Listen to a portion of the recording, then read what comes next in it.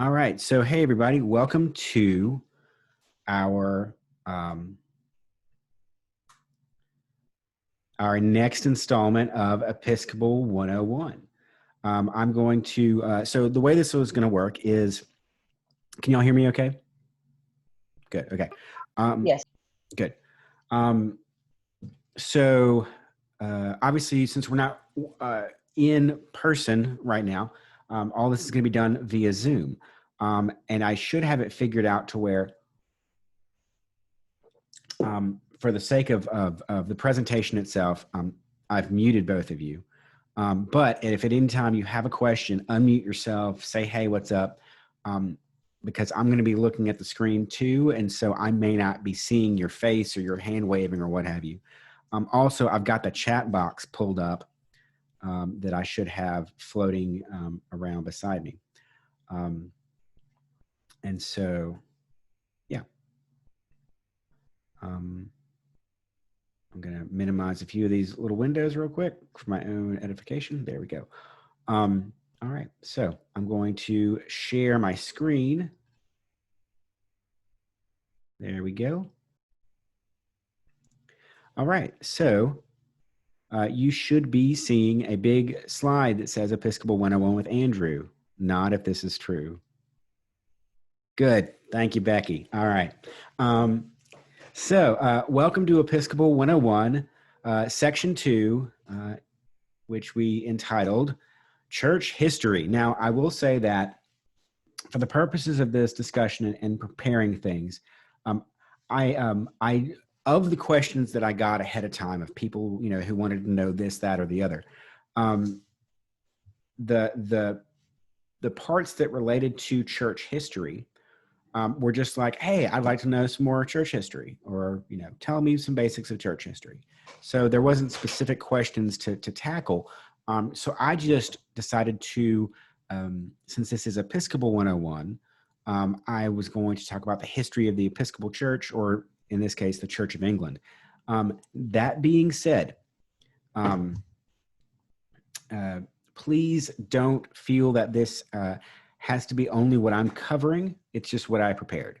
I'm happy to talk about any part of church history, or if you want me to fast forward to something, more relevant to, say, America and not England, or vice versa, we're going to kind of get through all that Anglican history. But if you have other questions, please do not feel free to ask them. Also, if you have a non-history question, like, last week we talked about vocab terms, and next time we're going to be talking about theology and liturgy. I'm not making these hard and fast. This is the time we talk about history and history alone. I'm happy to blur the lines. So all that being said, let's talk about history. Or because Henry VIII wanted a divorce, well, that's often a common misconception about why the Anglican Church, the Church of England, is the way it is. However, we wish we had fun books like Making Marriage Work by Henry VIII. Also, if you are on the internet, you see this meme all the time. This is one of my favorites. It is, of course, Henry VIII going through his succession of wives. I always don't get married, but when I do it 6 times. Till death do us part. I heard someone was struggling with British history and needed a tutor. Ba-dum-bum. All right, so let's talk about Henry VIII. Henry VIII was the second of the Tudor dynasty. His father, Henry VII, was, I think, reigned for like 26 years before him. And he was, as we know, he was the first son to succeed a father as king since 1422. Obviously, he came to reign in 1509, and had a good long run. But yeah, it was a turbulent time in England during all this. So the fact that Henry's the 7th and 8th had the kind of runs that they did was surprising, and was Mind you, Wolf Hall. So the fact that they had these kinds of runs was good for the kingdom, but also it's worth noting that Henry was facing a lot of opposition, a lot of turmoil, and so there was a fight brewing, regardless of his marriage situation. You had the Reformation starting in 1517 with Luther and the posting of the 95 Theses. So, early into Henry's reign, here was Martin Luther making this bold statement against the established church. We think of, oh, well, he was against the Catholic Church. Don't forget, it was just the church. It was the order. I mean, Luther was a Catholic priest. He was ordained in the Catholic Church. He was a monastic. And so, so before we get to the Church of England being, I guess, founded, for lack of a better term, this clamor had been brewing since 1517. And it wasn't as if Luther was this grand, kingly presence that was, creating a swath across Europe and the continent. It was lots of individual local leaders, people like Ulrich Zwingli, Martin Luther, John Calvin.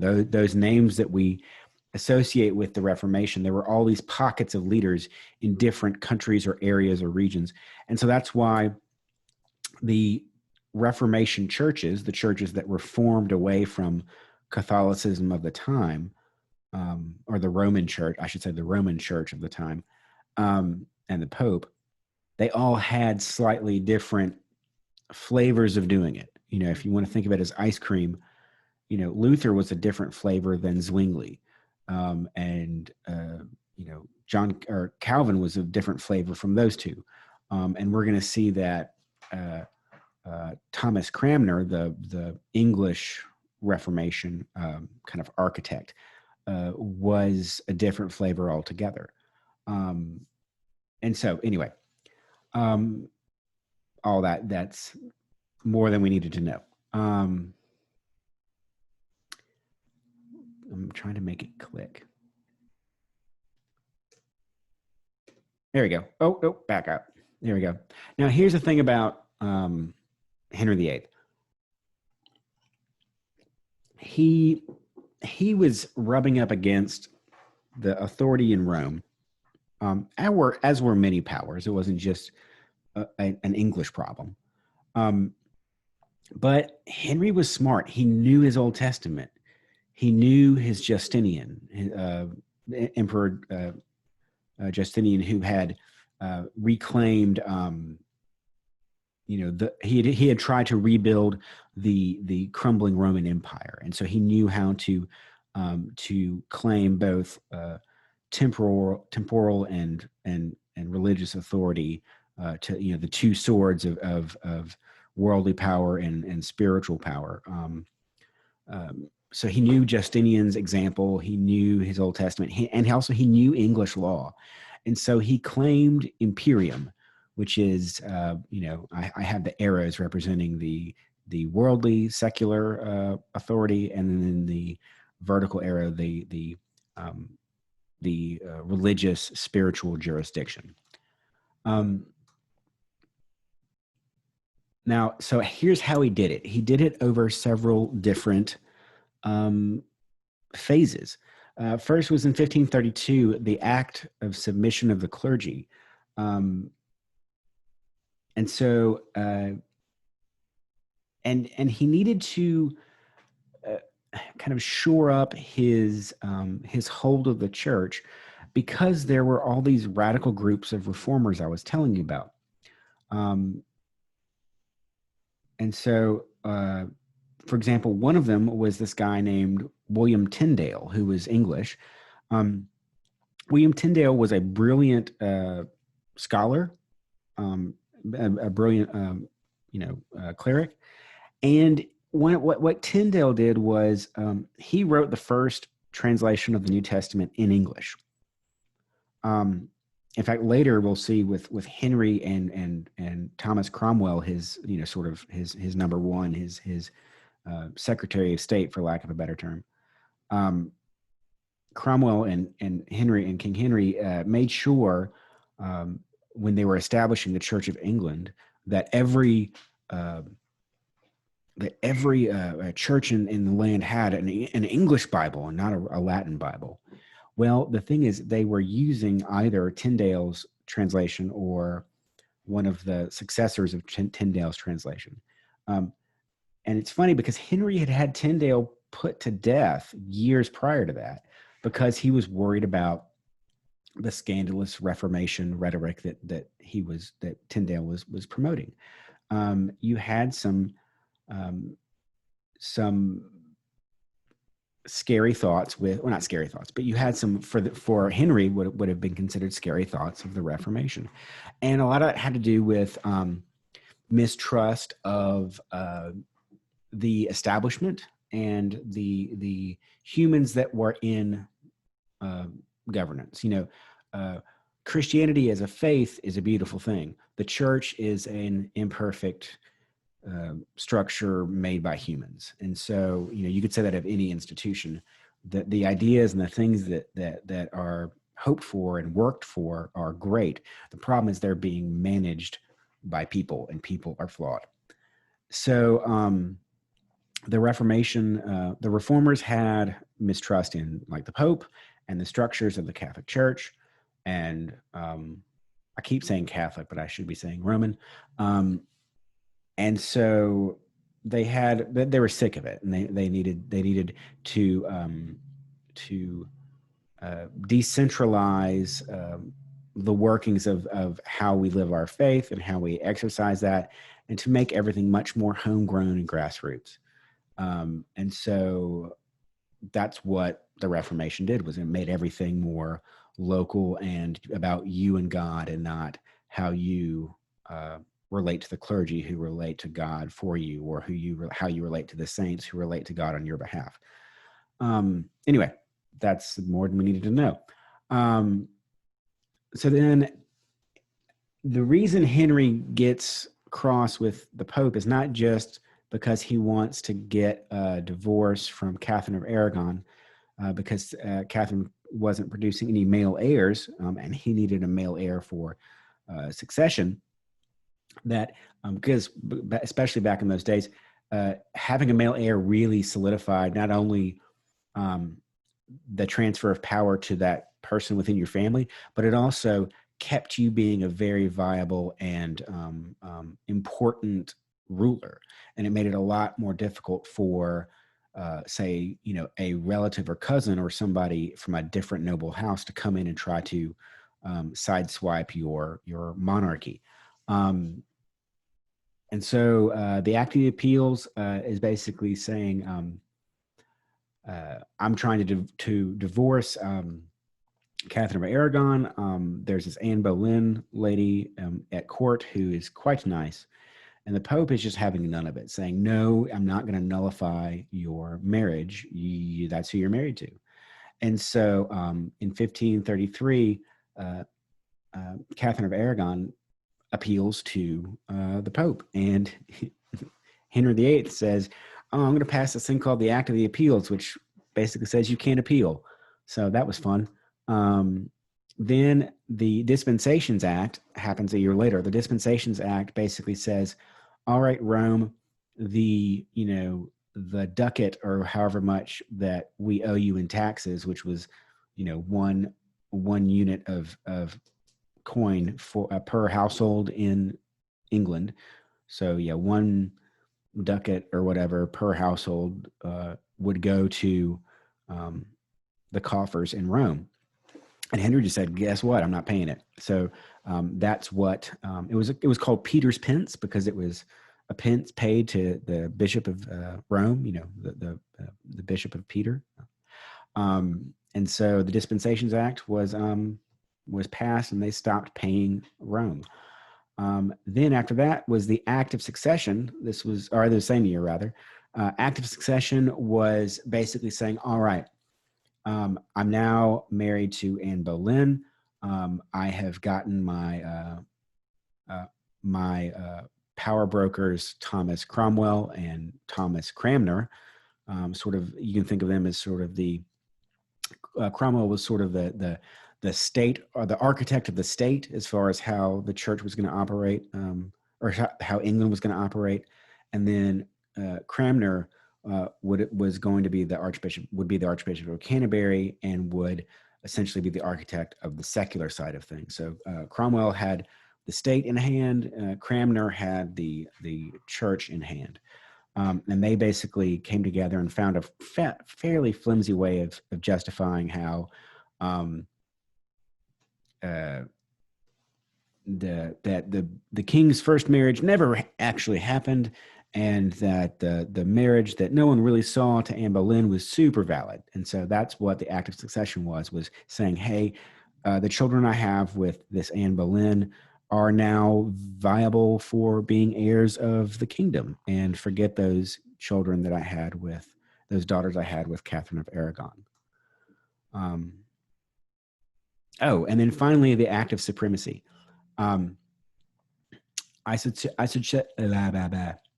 say that back in 1532, that submission of the clergy was something that was Henry saying, all right, clerics, bishops, all you people, y'all can pass stuff in your legislative branch, in your synods, but I have to approve it.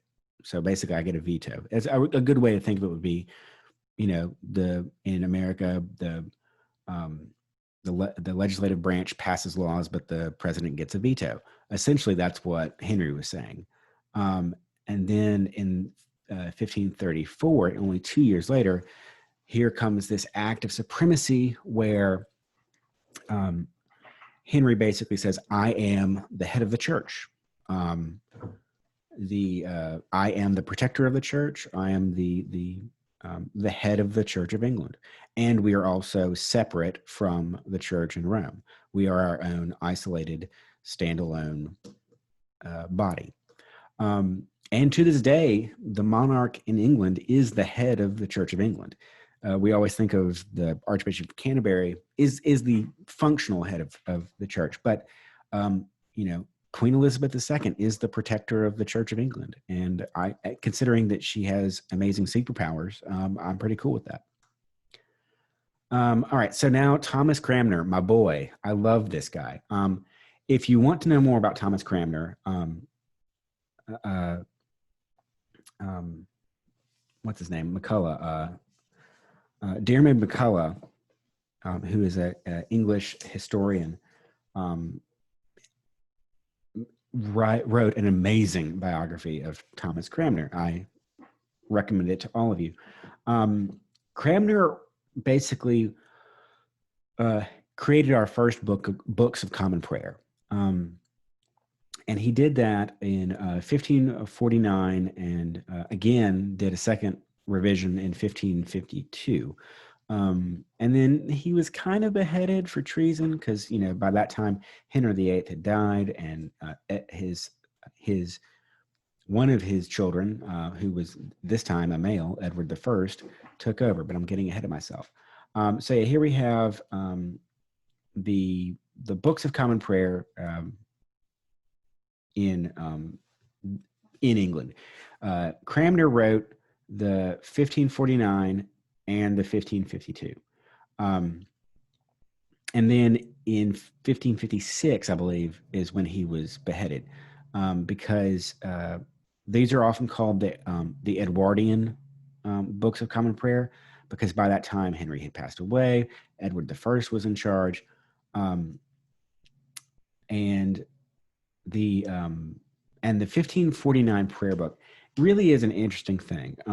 It's very Roman, because that's what England was used to. Essentially, they were, if you want to think about it, they were the Roman Church, but they were I can't think of the term, but they are like disassociating from, or they were divorcing themselves from Rome, but just kind of going as along their merry way with what they had, except that they were using English in their liturgy. They weren't speaking Latin.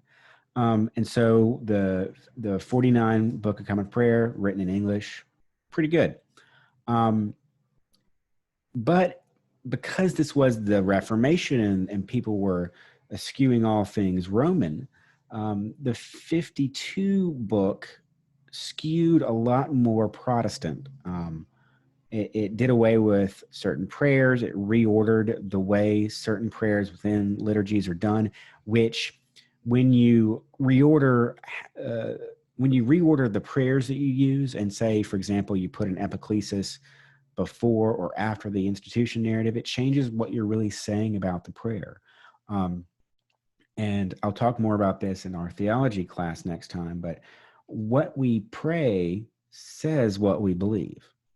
Our theology really does tell us what we are actually believing when we're going to church. And that's an important thing to note. For theology nerds, it's splitting hairs. Or I should say, for other people, it's splitting hairs. But for the theology nerds, it means a great, great deal. The 59 prayer book was a minor revision, but actually went back to 49 in a lot of ways. Basically, if 49 was just sort of the Roman liturgies, but in English with a little bit of local flavor, and then the 52 swung way over to what we might think of as Lutheranism and that kind of Reformation theology. The 59 was like, no, that was too much. We overcorrected. And so the 59 basically is the 49, but with some edits and some prettying up of some things. I'll say briefly the 1604. The reason there's there's such a big jump. There's almost a 50-year jump between 59 and 04, is that there was the interregnum where we didn't have a king. And that's a whole part of history. And then, which I'll get to.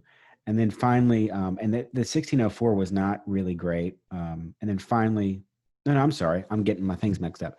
It was the 62 between the 04 and 62 was the interregnum when we didn't have a king.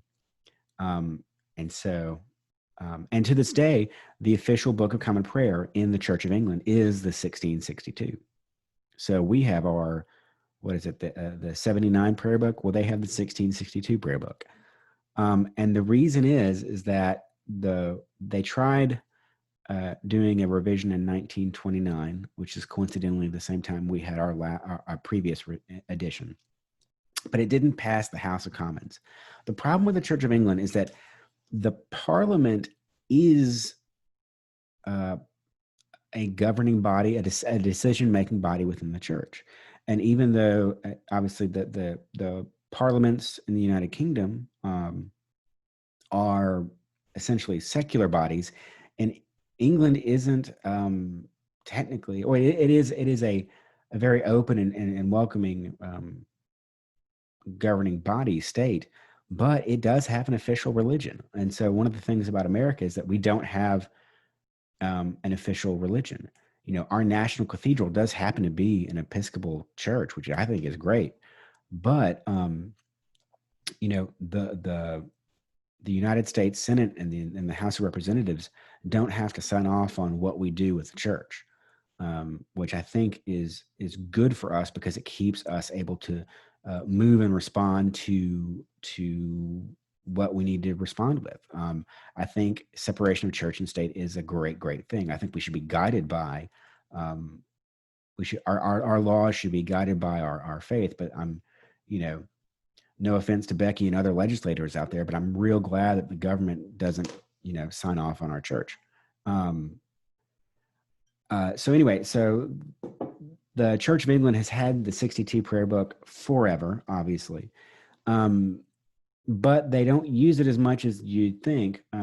They found a way around having to officially do a revision of the Book of Common Prayer by doing alternate books.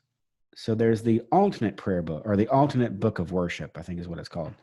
Um, and so it is a way to do more modern language and contemporary prayers that meet the needs of the day without having to go through a official revision of the BCP, because revising the BCP requires the House of Commons and the House of Lords. All right, now, how are we doing on time? We're doing pretty good. I want to take a minute. Are there any questions? Oh, wait.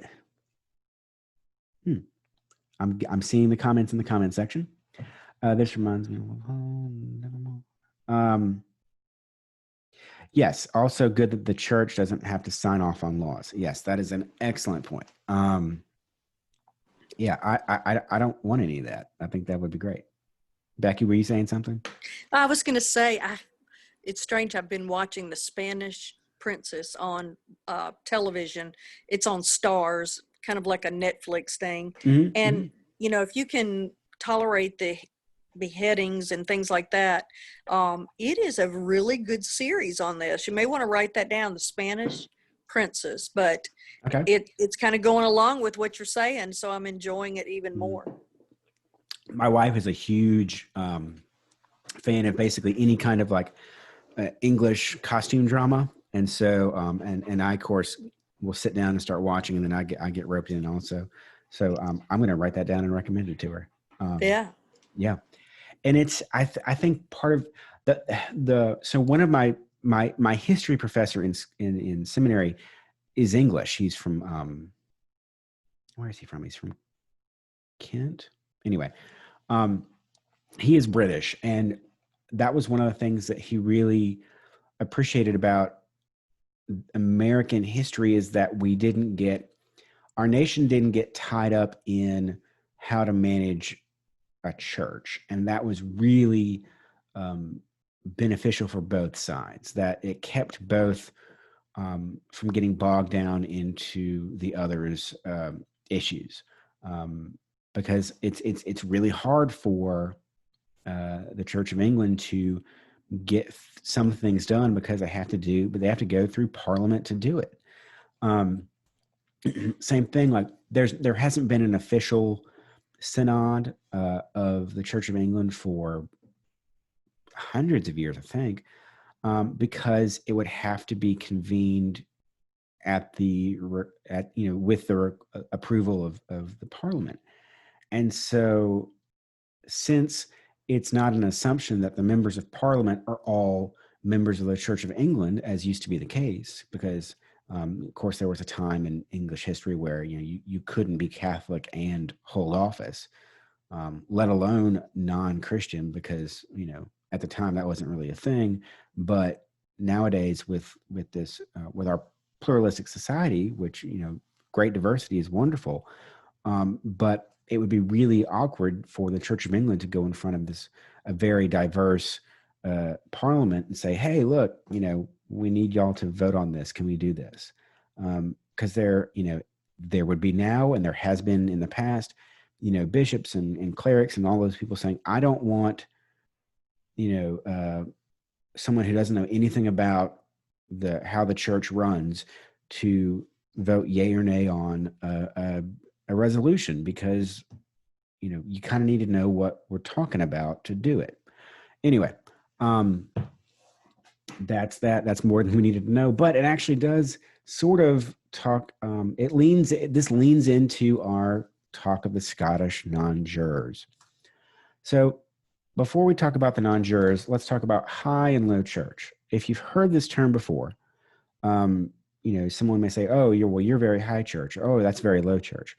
And what they're talking about nowadays is the kind of liturgy you like, the kind of, as you would say, like high church is very smells and bells, meaning incense and sanctus bells ringing, and choir in like lace cotta's, and priests wearing all the things, and doing all the ornate going and doing during the liturgy. I think a lot of pageantry, a lot of the Church of the Advent in Boston. Um, and then there's very low church would be, um, very casual, maybe some liturgical dancing or some, maybe the minister is, dressed very low key. No candles, no fancy vestments, things like that. Interestingly, places like Virginia, um, the church, or the Episcopal Church in Virginia, for example, still has this very low church history, and so you will rarely see the clergy over there wearing an alb, which is the long white thing that I wear on Sundays. They will dress in a black cassock and then a white surplice on top, which is called choir dress. It's what you would wear for the daily office, like morning prayer or evening prayer. You would wear an alb, which is the long white thing, for a Eucharistic service, because you're celebrating the Eucharist. You're not just saying the daily office. But in Virginia and other low church areas, oh my God, you put two candlesticks on the altar. That's popery right there. So anyway, all that to say, high church and low church. Back in the day when these terms were kind of coined, high church and low church had nothing to do with how you did your liturgy. It had to do with kind of what political party you were leaning toward. If you were high church, that meant you were very pro-king and pro-bishop.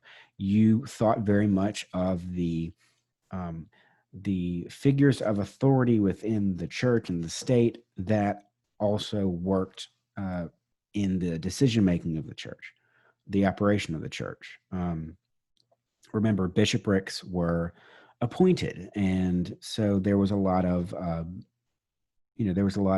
there was certainly cronyism that was involved, but that was how it was done. There was a very hierarchical authority, and that's how it went about. If you were low church, you were politically liberal for the day, and you had a very low view of the kings and the bishops and their position in the church.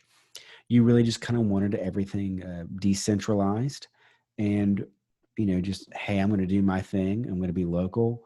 I'm not going to get into all this nationwide hierarchy stuff. I don't need some bishop in York or London or Oxford to tell me how to conduct my business at church, way out here in this field or in this little village. Also, the low church people really hated the Tudors. So these non-jurors, the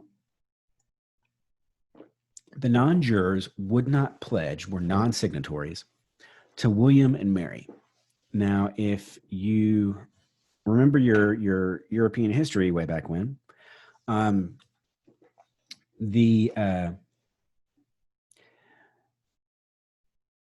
should I say this?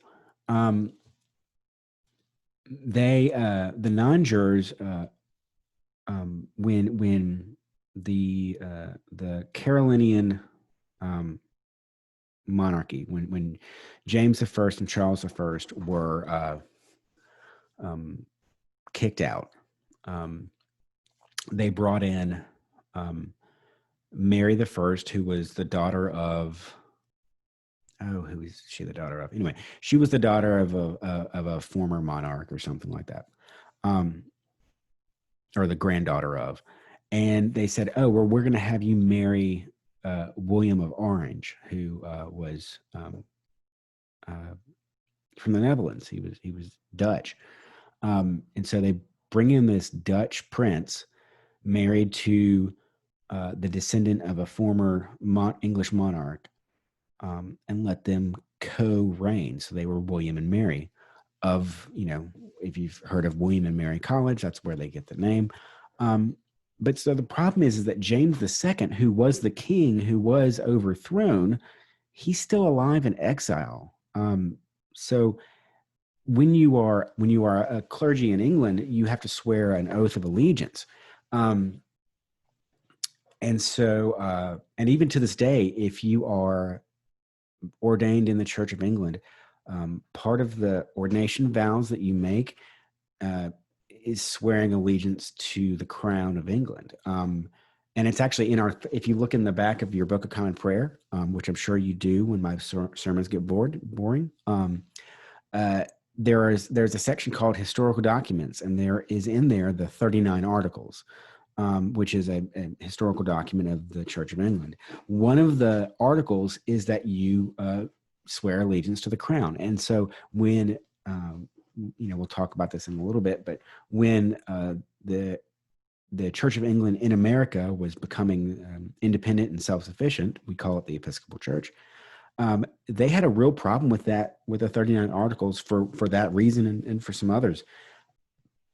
And so anyway, so here are all these clergy in England who still technically have a valid oath sworn to James II. And then here, some people basically just came and said, hey guys, well, look, we tried real hard to get in touch with James II, and we just can't find him. So look, we've just brought in William and Mary. They're going to be our king now, our king and queen now. And so, yeah, there was the transition was not very formal.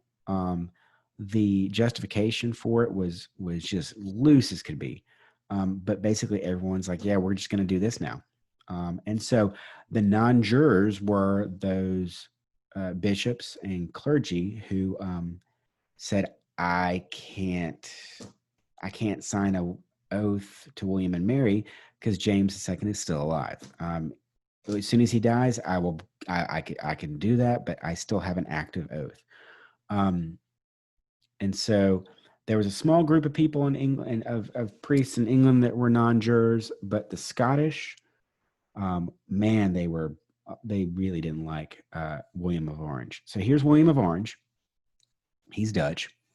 And so when he comes over from the Netherlands to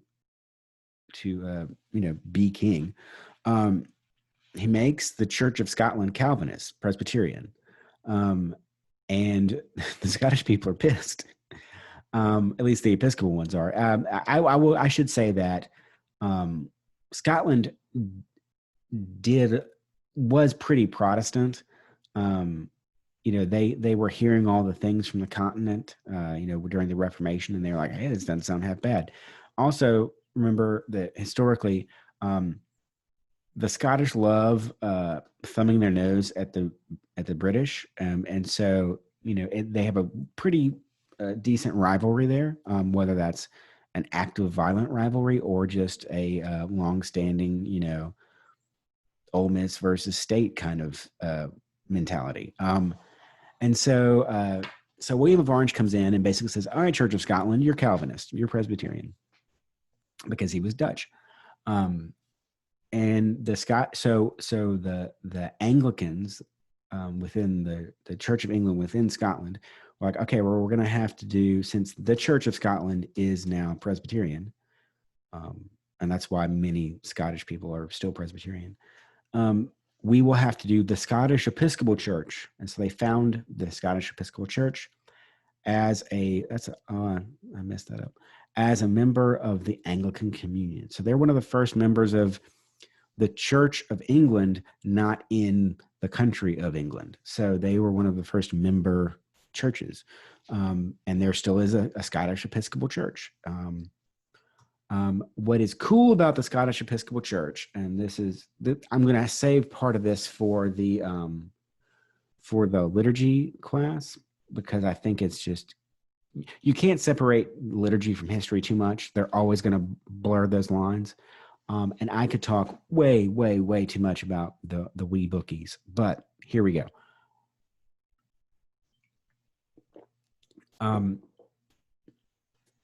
In the 1630s,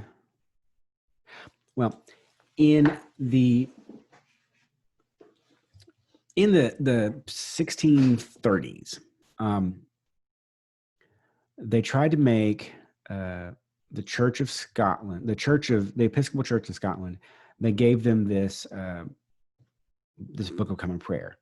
That was like, no, you have to get official. Here's a special one we made just for you. The Scottish hated it. And so it was a real big part of contention. And so what they ended up doing was they sort of would like punt back to earlier parts of history. And so they would do these different drafts, these pamphlets, these wee bookies. And like one of them was a Eucharistic trial, and one of them was a prayer book, kind of like, we're going to loft this one out there and see if it sticks.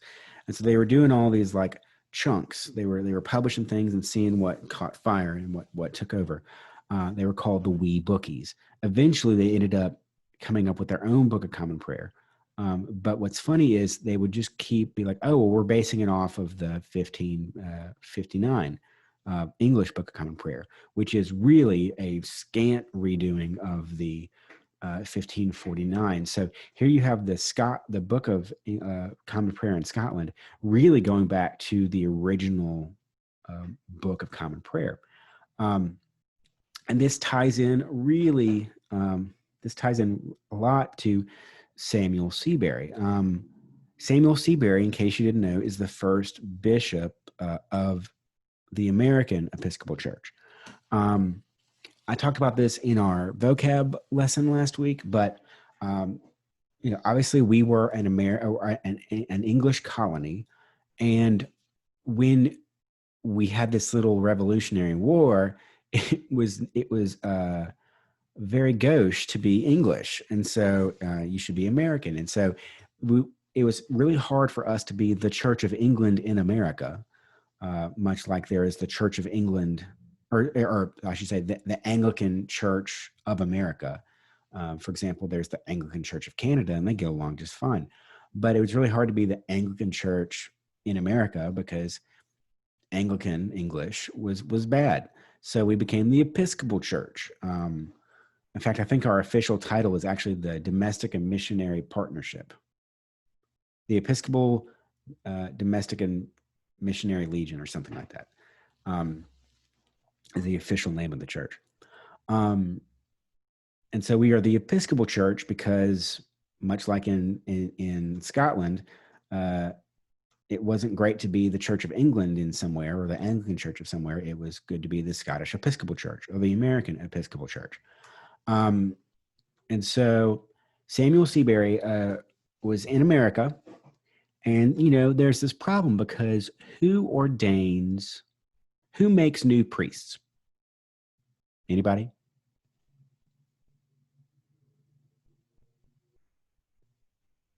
Anybody know who makes a new priest? You can chime in.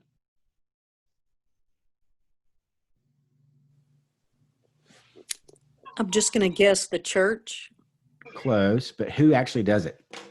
The bishop. There you go. So here's the thing. We didn't have any bishops.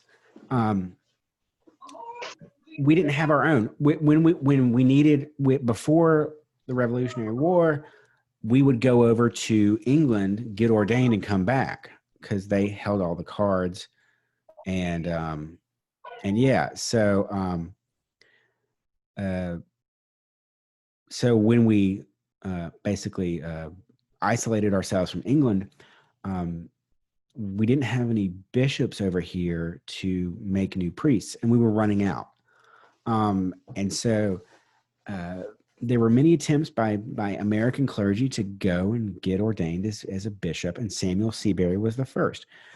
He lived over there for a while, and I think it took him like 2 trips and kind of building some bona fides with the locals. But the Church of England wouldn't ordain him.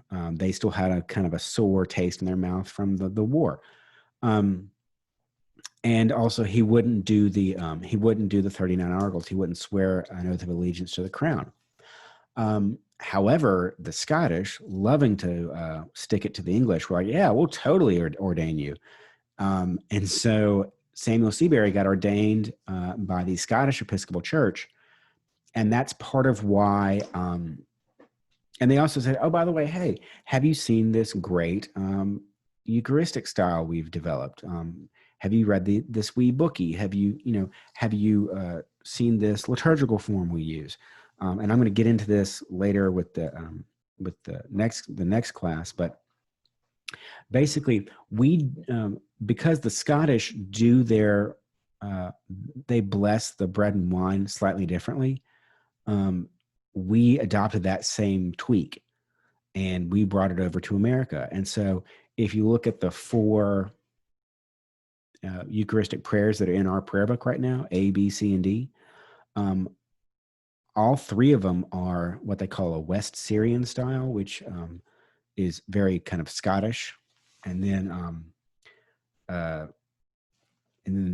one of those 4 is what they call a Roman Alexandrian style, which would be what they use in England and basically the rest of the world. So Scotland and America are very unique because we do West Syrian style Eucharist for the most part. And then a lot of the rest of the world does a Roman Alexandrian. So yeah, so we owe a lot of ourselves to the church, the Episcopal Church of Scotland.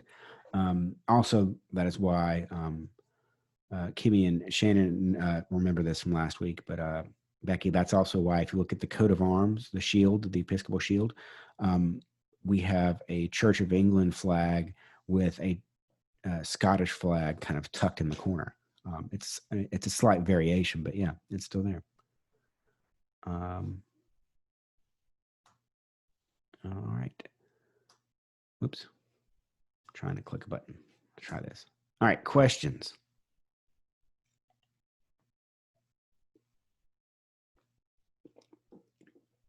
Or clarification, or something that has nothing to do with England, or whatever.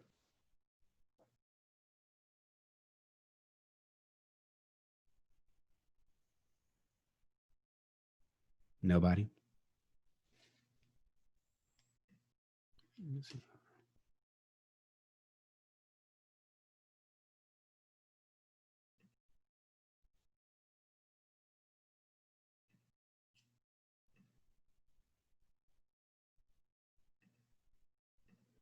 All right. Let's see. Yeah, if y'all are talking, y'all are muted, so I can't hear you.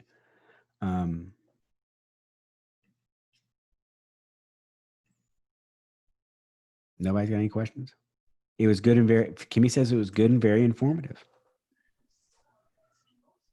Well, I haven't been talking much. I talk too much. I just been chatting away. That way I can say what I want to. Yeah. And it doesn't interrupt your flow. So I apologize. So we got, also why we changed the spelling of so many words. So Scottish. So we, I guess I'm going to bury the lead, but I really don't care. Just because I like talking about it, the West Syrian structure of our Eucharist. If you ever pay attention to when we're doing the Eucharistic prayer, we usually will we'll lift up our hearts to God, and then there's called the institution narrative, where you basically tell the story. On the night before he died, our Lord Jesus Christ took bread and broke it and gave thanks and said, "Take, eat, do this for the remembrance of me," and likewise with the wine. So you're telling the Last Supper story. That's the institution narrative. And then you have what's called the anamnesis, which is the part of the great remembering, where you say, we remember his death, we proclaim his resurrection, we await his coming in glory. And so what you're doing is you are sort of breaking breaking time and space, and you are remembering specifically the night before he died in that Last Supper, and how it's tied to his sacrifice on the cross. And in doing so, you are recognizing that this sacrifice of bread and wine and of praise and thanksgiving on the table is connected to that sacrifice. And Christ's sacrifice wasn't, even though it happened in history, it wasn't limited to that day or night or morning of history. that sacrifice is eternal and spreads eternal backwards and forwards, and is a, a fifth dimensional thing. Basically, it imbues and is an eternal moment. And so when you have the anamnesis, you are basically bringing all of history together in one moment. And so that sacrifice of Christ is sort of like a unifying black hole nugget, and all of the light is warping to it. All of time and space is warping to it. Then, so there's that. Then after the anamnesis is the epiclesis, and that's when you ask the Holy Spirit to come down and bless the bread and wine and turn it into something that is more than just a wafer and some port. And that's, we ask you, come, ask you, send your Holy Spirit upon these gifts that they may be for us the body and blood of, they may become the body and blood of new and unending life. That's that epiclesis. So all that to say is this: we have an institution narrative, and then we have recalling of the eternal moment, and then we have actually asking the Holy Spirit to come down and do something metaphysical and spiritual in the bread and wine. And so, however, and that is a West Syrian structure, and it makes, for me, it makes all the sense that we remember the story, we remember the impact it has across time, and then we ask the Holy Spirit, we ask God to do something special with the bread and wine. Now, in the Roman Alexandrian structure, which I should say historically throughout the early church, these two structures were kind of brother and sister together. It's not like one was prior to the other, really. They both just sort of happened in their own areas. And then when the churches sort of grew and became more aware of each other, it's just like, hey, which structure do you use? So it's not like one is more ancient than the other. They're both about as ancient as you get. So the other structure is called Roman Alexandrian, and it flips the order. So you have the epiclesis, which is the asking God to bless the stuff. So, essentially you're like, the acolyte brings you the bread and wine, and you're like, lift up your hearts, we listen to the Lord. Let us bless this bread and this wine. No, let's hear about the story. And then you tell the institution narrative, and then depending on whether your church does it or not, if you're in Kenya or Hong Kong or whatever, you do the anamnesis. A lot of churches don't even have the anamnesis. So it's this weird, like putting the cart before the horse. You're consecrating the bread and wine and then telling the story. No. You do all that stuff, and then the final thing is the buildup and the boom, and I'm consecrating this bread and wine because we've laid out all this groundwork before us. So anyway, so that's called the West Syrian structure. It's what we typically do. It's what the Scottish Church typically does, and the rest of the world doesn't. And it's bonkers because I clearly think we're right. Also, oddly enough, the church in Hong Kong, because the liturgies in Hong Kong are a copy and paste of our Eucharistic prayer A, B, C, and D. But yeah, anyway, that was more information than needed. Transubstantiation. Oh, yes. So there's transubstantiation and transubstitution.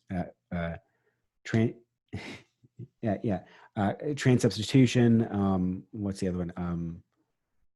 Basically, it depends on it's whatever you want to believe. The problem that the Roman Church had was this, and we'll talk more about this in the theology liturgy section. They were trying to figure out why the bread and wine worked using Aristotelian metaphysics. So using forms and the substance versus the form of a thing. And so they were trying to explain things using really, at the time it wasn't outdated, but they really just put all their eggs in that Aristotelian metaphysics basket. And so because of that, they've kept thinking of it in terms of this. It is bread, but it is also the body of Christ, and it is flesh, and it is also bread. It has the substance of bread, but it is the essence of it is, the flesh of Christ. And then you have, say, for example, the Reformation churches. For example, Thomas Cranmer, who I flashed up on the screen, he was a real proponent of what they call real presence. And Martin Luther would say the same thing. Ulrich Zwingli would say something slightly different, but essentially getting close enough to say real presence.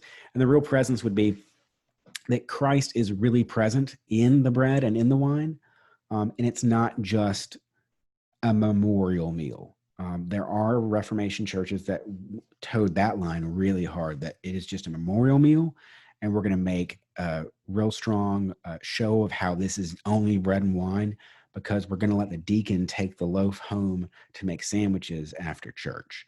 And so they tried to demystify and despecialize everything because it was too popish.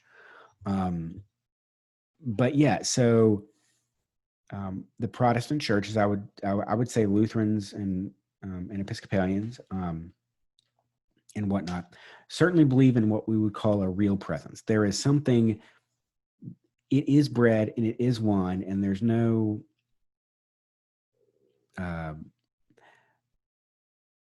have a diagram that I could explain this a lot better with, but essentially it is bread and it is wine. It is also more than that. And so when the bread and wine is consecrated, it is special, and if we don't consume it, if we have too much, we do dispose of it in a prescribed special way that is keeping with its sanctity. We don't just pour it down, a regular sink. We don't just throw the consecrated bread in the garbage bin. If we drop a wafer, we pick it up and we eat it. So there is something special about the bread and wine. Now, when the specialness happens is also a consideration, because like Cranmer and a bunch of those Reformation folks would say, it becomes special to you when you eat it faithfully. So if you had no faith, if you were agnostic and you came up and received communion and you ate it, you were just eating bread and drinking wine. But if you were coming up in faith and receiving it as a matter of faith, as you're consuming it, it becomes holy, and that's when all the specialness happens. When you really, really get down to the nuts and bolts of what's the difference between consubstantiation and transubstantiation or transubstitutionism, they're really saying a lot of the same things. The Catholics just got real stuck in using Aristotelian physics to try to explain it. And then they just sort of got stuck in it like cement.